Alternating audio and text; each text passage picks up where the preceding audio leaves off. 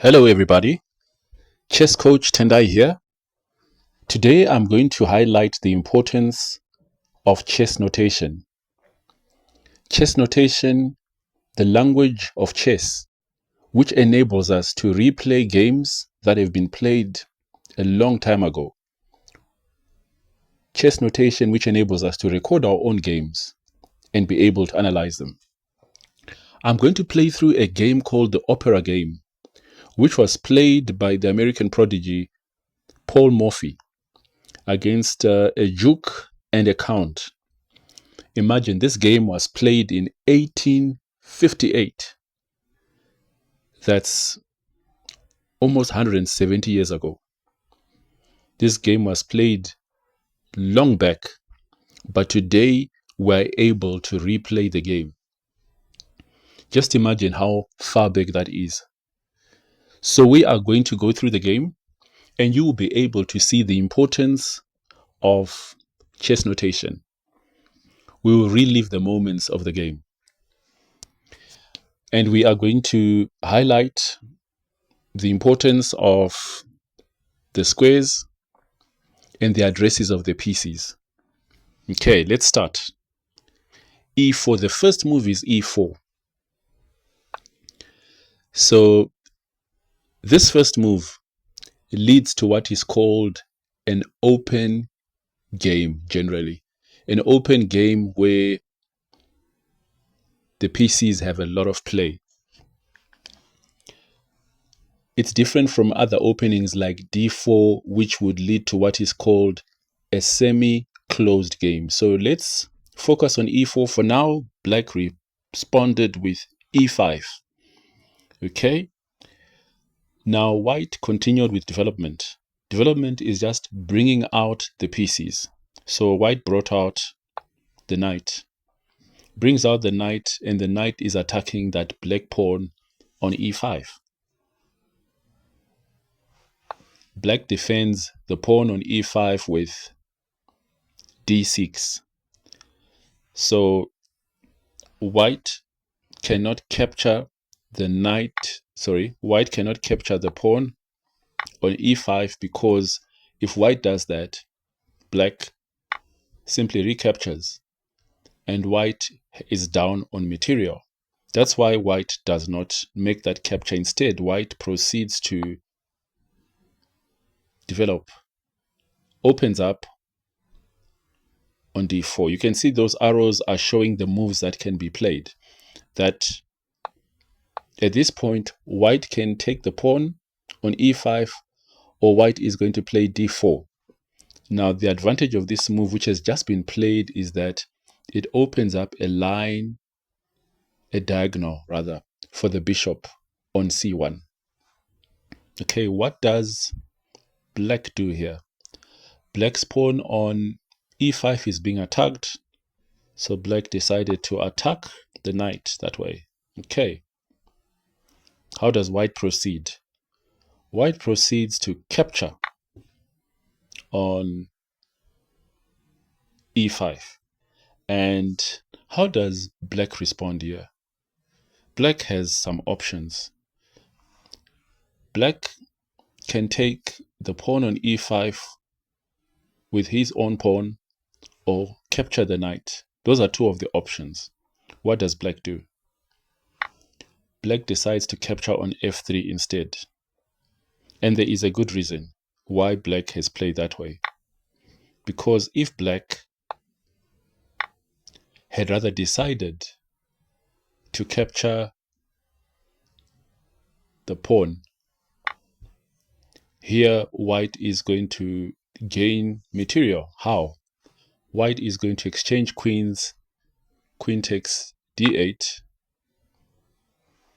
King captures. And then here the knight captures the pawn.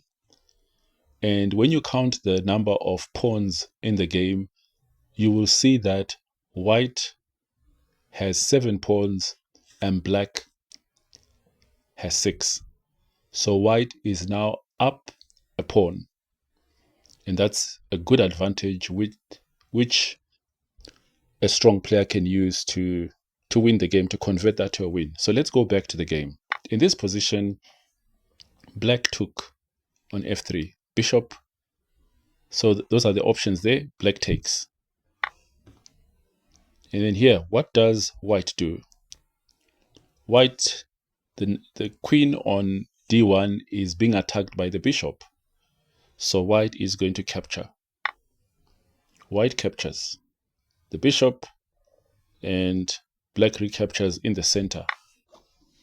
And if you look at the board right now, you will see that material is even, but white is ahead on development. White has got the queen out and white continues with an attack. White plays bc4, which is bishop c4. And here, the pawn next to the king on f7 is being attacked. So how does black respond? Black responds with nf6, which is knight f6. The knight comes out, and then white continues to attack the same square he was attacking before. Q b3, queen b3. So now black has to make a plan. That pawn is still being attacked, so black defends with the queen. Knight nc3, which is knight c3. Here, white is just proceeding with normal development, bringing out the pieces. Okay, that move has been played for a reason. The reason here is to defend the pawn here on b7. And black plays this so that white cannot proceed with capturing that, because that would be a bad move. Black would simply recapture the queen, and now white is clearly losing. So how does white proceed? If you look at this position, white has an option to take the pawn, which we've just said is a bad idea, or rather continue with development. So white continues with development like that, attacks the knight. If you can count the pieces that have been developed on the white side, you've got the queen, you've got the two bishops, and you've got the knight. While for black, it's just the queen and the knight. So it's 4 pieces developed versus 2. So on that front, white is ahead. Black plays a very aggressive move, attacking the bishop. Attacks the bishop, and then here, white responds in unexpected fashion. What does white do? White sacrifices the knight. Sacrifices his knight for 2 pawns and recaptures here with check. Oh, shucks, what have I done? Recaptures with check. So now you can see that black, that king has got some red highlight around it. The king is under attack, is in check. Black blocks with the queen knight. So now you can see that white has sacrificed a knight for 2 pawns and black remains under attack. In this position, white does a special move in chess called castling. Castling is a special move. Here, white moves the king to the queen side. This is a move which might take time to get used to, especially when you're starting out. What happens here is the king and the rook, they swap places. The white king jumps a square, in this case to the left, and then the rook comes to the other side. So the great thing about this move called castling is that it gets the king into safety and it activates another piece, which in this case is the rook. So now you can see the rook is attacking the knight. So we've got the bishop attacking that knight, which is blocking check, and the rook as well. And black defends with the rook. Now the next move is so unexpected. Paul Morphy was known for his brilliant play. He gives up, sacrifices the rook, gets more pieces into play here, in this position, what are the options for black? Black has to recapture that rook, but which piece is black going to use? So black here decides he's going to use the rook. Black uses the rook. Why? Because the other pieces are no good. If black recaptures with the knight, what that means is that black now is going to lose a very valuable piece, the queen. And black is already down on material in this case because the queen is worth a lot. So let's just go back. So that's not going to work. If black takes with the queen, that's no good because then white just takes the queen. And now black is queenless. Black is queenless and down on material here. Okay, so this is a situation we've got. Let's just go back to what was actually played in the game. Here, black recaptures with his own rook. Rook times d7, r times d7. And then white brings one more piece into the attack, which is the other rook. So that rook, which did the capture on the black side, that rook is pinned. It's pinned because it's blocking a check from that bishop, the bishop on b5. Okay, what does black do now? So black is in trouble. Black decides that he needs to exchange off queens. So he offers an exchange here.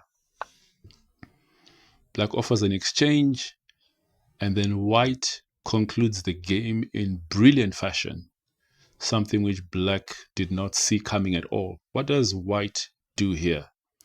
White takes the rook bishop, b times d7. So that's bishop takes d7. Here the king is in check. Black is in check. How does black respond? Black recaptures with the knight and probably assumes that he is out of danger. And then here white plays a brilliant move, which ends the game shortly. Here white says check. White gives up a whole queen. There must be a good reason for this. Yes, there is. So black captures that queen. And then can you find the move that ends everything in style? That move is rd8. And that's checkmate. So that's a short game played by Paul Morphy, the American prodigy, against a duke and a count in 1858. Such an old game, one of the most famous games, most widely played games in chess. Let's just do a quick recap of this game. Okay, we're going to do a quick recap. We're not going to take as much time before, but we just go through the game quickly. We wanted to talk about chess notation and how it enables us to replay a game from the past. Okay, we said e4, and then we got e5. As we said before, pawns do not have symbols. You just give the square to which the pawn is going to move to. Then the next move is nf3. Knight f3 comes out. That's development. White is bringing out the knight. Black defends the pawn with his own pawn on d6. This is the Philidor's defense. And here, white decides to continue with development. Opens up with d4. And then we've got black playing bg4. Bishop to g4, pinning the knight. White does an exchange, or I play too fast here. So white does the exchange there, and black responds by capturing the knight. B times f3, and then white proceeds queen, qf3, q times f3 times is capture, takes on f3, and then after the recapture by black, there is parity. Both sides are even in terms of material. But white continues with the attack, attacking that square there. That's f7. So you can see the queen and the bishop are attacking that square, and then black blocks the file, the queen file. So the queen is no longer directly attacking f7. So white plays qb3, still attacking this same pawn here, which I'm highlighting here. Okay, black defends with the queen. And then white continues with development. nc3, knight c3. Okay, and then c6 is played. Here, white continues with development. bg5, attacking the knight, pinning the knight. And at this stage, it looks like all is well until white makes a spectacular sacrifice here. N times b5, knight captures b5, pawn takes, which is c times b5, and then b times b5, which means bishop takes b5. Now that's a check. Okay, let me not highlight that square. That's a check, which is blocked by black. N-b d7. Here, you will note that this knight on f6 could have been used to block that check. But if that's done, that's a bad move, because then the queen will be captured and then black is down on material. So what black does is that black rather blocks with the other knight. And then white does a special move called castling. White castles, continuing to put pressure on that square. That knight, which is pinned by the bishop, is now being attacked by the rook. So what does black do? Black brings the rook in to defend. And then white plays another spectacular move, captures. Rook times d7. Then you've got rook times d7 here. White piles on the attack by bringing in the last piece into attack. Now, this rook is now being attacked again by that rook, the white rook on d1. And then black thinks they can get out of this by offering an exchange of queens. But then white captures bishop, b times d7, which is bishop times d7. Bishop captures, that's a check. And here, black plays what appears to be the only decent move. Plays, takes with the knight. Knight captures, n times d7. And then black is finished off in style by white. White plays qb8, queen b7, queen b8, sorry. And then here, that's a check. There is no legal move besides the capture of the queen by the knight. So n times b8, and then it's checkmate by white on d8. So just to recap the game, this game was characterized by fast development in the opening. White quickly brought out his pieces, and when he had completed development, proceeded to attack and made a number of sacrifices that weakened black's position until the spectacular sacrifice of the queen on b8 and then checkmate with the rook on d8. I hope you enjoyed that game.